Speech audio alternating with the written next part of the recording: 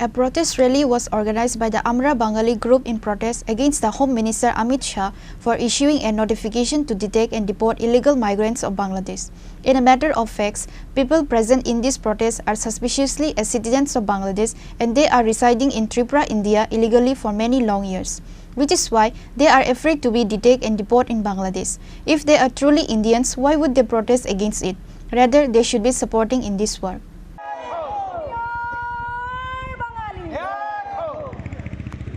A protest rally was organized by the Amra Bangali group in protest against the Home Minister Amit Shah for issuing a notification to detect and deport illegal migrants of Bangladesh. In a matter of facts, people present in this protest are suspiciously as citizens of Bangladesh and they are residing in Tripura, India illegally for many long years, which is why they are afraid to be detained and deported in Bangladesh. If they are truly Indians, why would they protest against it? Rather, they should be supporting in this work. Present were Amra Bangali Group Secretary Khorang and others were present. They are alleging that some Bengali people are facing difficulties because of this initiative taken by the central government, which is precisely false.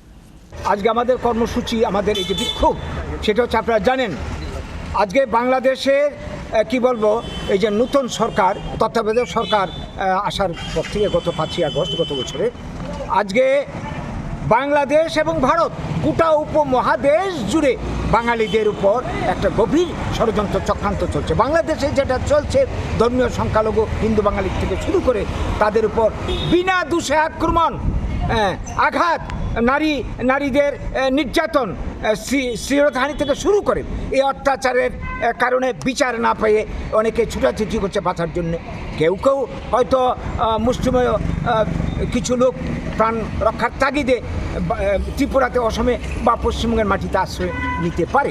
এটা দেখার দায়িত্ব গভর্নমেন্টের।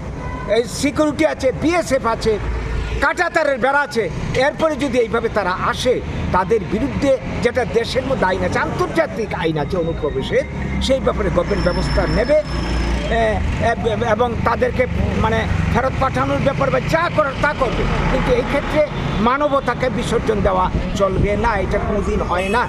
মানুষ বিপদে পড়লে এক দেশ থেকে আরেক দেশে, আজকে যে সারা পৃথিবী জুড়ে যুদ্ধ চলছে, এই যুদ্ধের পরিস্থিতিতে তো এক দেশের মানুষ আরেক দেশে বাধ্য হয়ে যাচ্ছে। সেখানে কি তাদেরকে গারদে পোড়া হচ্ছে, তাদের পিঠের চামড়া তুলে নেবে এই কথা বলছে কেউ? করছে না তো। কিন্তু এইখানে এই রাজ্যে এই দেশে এই কথাগুলি বলা হচ্ছে বাঙালিদের বিরুদ্ধে, পিঠের চামড়া তুলে দেবে, তাদেরকে ডিটেনশন ক্যাম্পে ঠেলে দেবে। এই যে বিষয়টা, এটা জাতি বিদ্বেষ থেকে এই ধরনের কথাবার্তা আজকে উঠে আসছে। তো এদের বিরুদ্ধে এই সমস্ত কথাবার্তা যারা বলছে তাদের বিরুদ্ধে আমাদের আন্দোলন। আজকে আপনারা লক্ষ্য করুন, মানে এইখানে ত্রিপুরাতে, পশ্চিমবঙ্গে বা বিভিন্ন জায়গাতে আজকে এই বাংলাদেশে ঘটনার জের ধরে স্থানীয় মানুষ যারা গুজরাটে ব্যবসা করছে বাঙালি, মহারাষ্ট্রে কাজের জন্য গেছে বাঙালি, উড়িষ্যাতে কাজের জন্য ছুটছে বাঙালি, সেইখানে তারা বৈধ কাগজপত্র দেখে বাঁচতে পারছে না, তাদেরকে বাংলাদেশি আখ্যা দিয়ে বাংলা ভাষায় কথা বলছে, দোকানের সাইনবোর্ড বাংলায় লেখা, এটাই তাদের অপরাধ। ভারতবর্ষ ধর্মনিরপেক্ষ দেশ, বাঙালি এই দেশের ভূমিপুত্র, এই স্বাধীনতার উপকার। আজকে বাঙালিদের উপর এই ধরনের টর্চার আঘাত, আজকে কী ধরনের চক্রান্ত চলছে। ওপার বাংলা রবীন্দ্রনাথের মূর্তি ভেঙে দেওয়া হচ্ছে, নজরুলের স্ট্যাচু ভেঙে দেওয়া হচ্ছে, কাছারি বানিয়ে ভাঙা হলো রবীন্দ্রনাথের।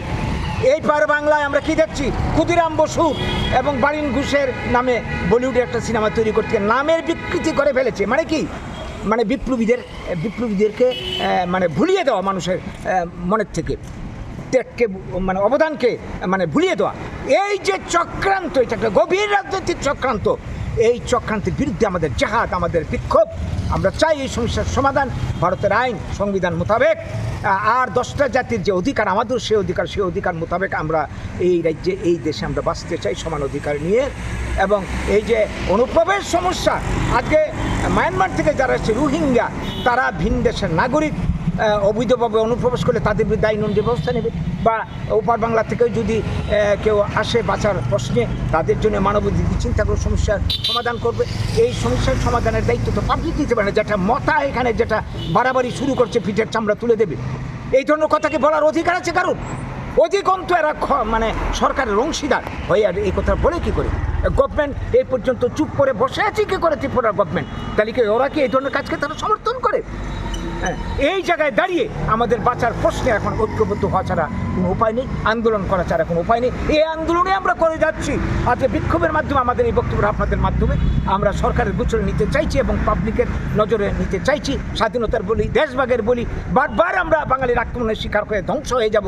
আমাদের ভবিষ্যৎ প্রজন্ম কি করে থাকবে, আমরা কি করে থাকব, আমরা যদি আন্দোলনে সামিল না হই এই মুহূর্তে আমাদের বাঁচার উপায় নেই। তাই সবাই সংঘবদ্ধ হন, সবাই একতাবদ্ধ হন এবং গণতান্ত্রিক আন্দোলনে নিজেদের অধিকার, বাঙালি বাঁচার অধিকার প্রতিষ্ঠা করুন। এই আবেদন আজকে রাখছি আপনাদের মাধ্যমে সবাই উদ্দেশ্যে। নমস্কার।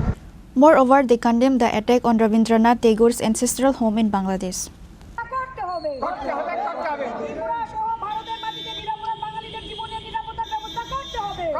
Reported by Pranav from Agatla, Chini.